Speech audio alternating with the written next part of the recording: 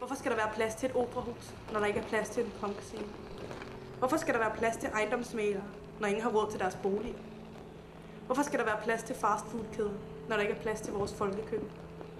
Hvorfor skal der være plads til de rige, hvis der ikke er plads til de fattige? Når vi forlader dette år og går ind i et nyt, så lad os bruge lidt tid på at reflektere over, hvad det er for en København, vi vil have. Godt nytår.